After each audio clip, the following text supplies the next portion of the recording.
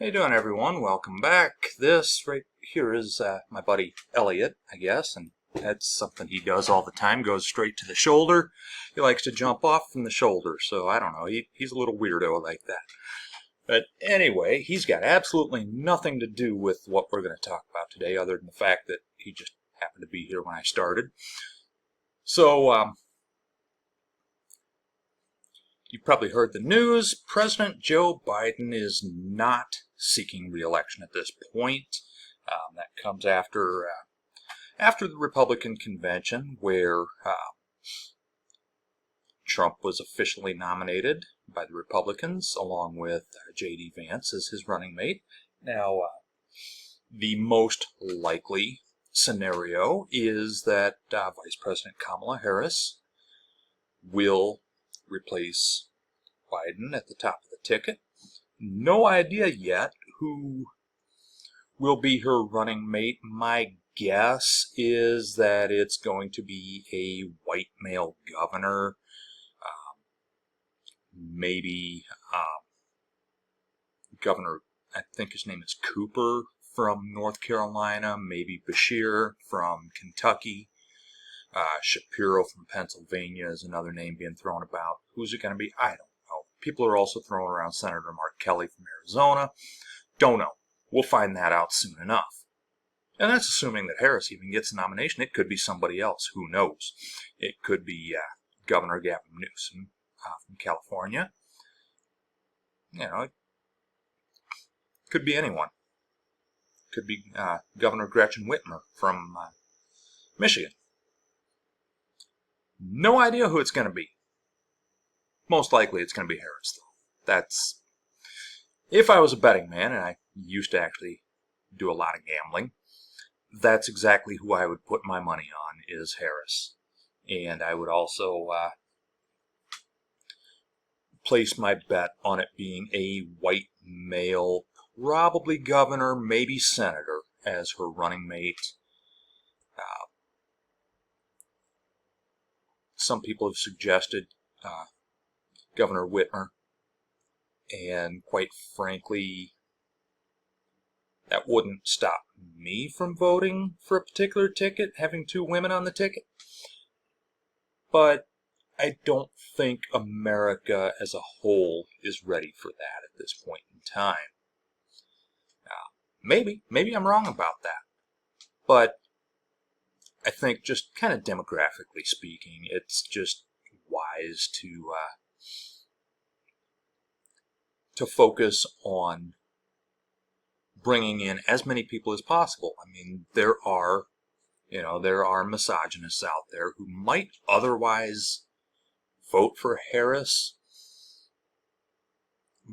but they won't vote for Harris Whitmer. There are racists out there who might vote for Harris, even though they really don't want to. They really don't want someone of color in power again. But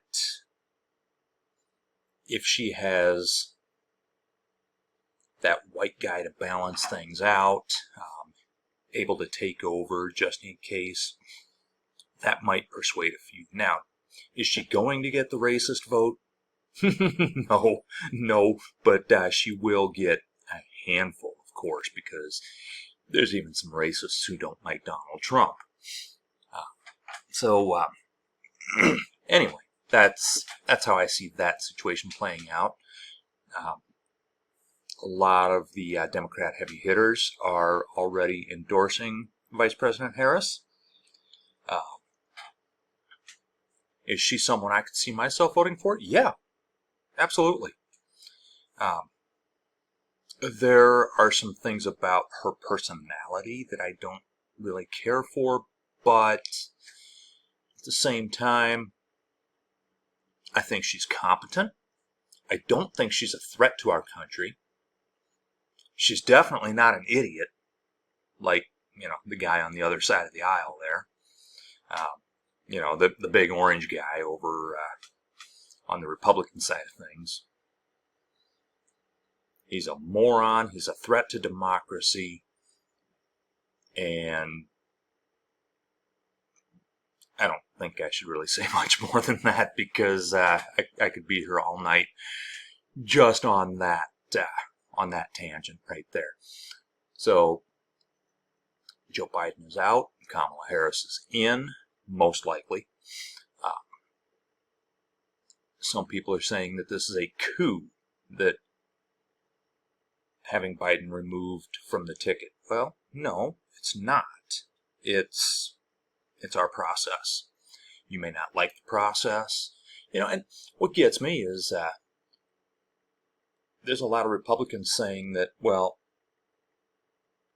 they don't care about democracy on the Democrat side because of all the votes that Biden got in the primary.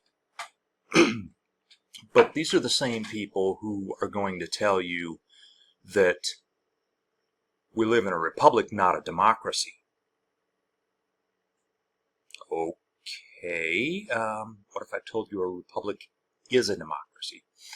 It's just not a direct democracy, which actually brings up something that I'm going to get into in a future video, reforming the Electoral College and whatnot to make it more representative of the popular vote. But again, that's a future video that I haven't prepared yet.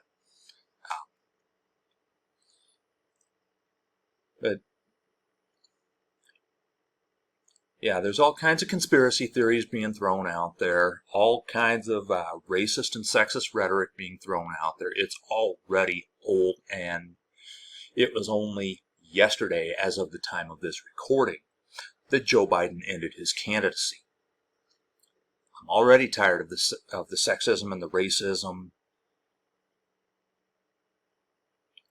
Is Kamala Harris the best candidate? Well, the Democrats will determine that at their convention. Me not being a Democrat, I have no say in the matter. I only have a say if she's president or not, assuming she gets the nomination. And even then, because of where I live, I really don't have much of a say in that either. But that's beside the point. Yeah, don't be a sexist. Don't be a racist. Stop with your conspiracy theories. There's also people saying that, we need to see proof of life for Joe Biden right now because he's got COVID, right? We haven't seen him in a few days. You want proof of life? You want proof that he's still alive? Kamala Harris hasn't been sworn in as president to replace him. If he was dead, she would already be president. That's proof of life right there. A doctor wrote a note that got posted online, and, well, this isn't proof of life. This is some doctor, and this doctor could be lying. Yeah, because a doctor is going to write this stuff about a dead patient because he's going to risk his medical license, right? He's not Ronnie Johnson Jackson,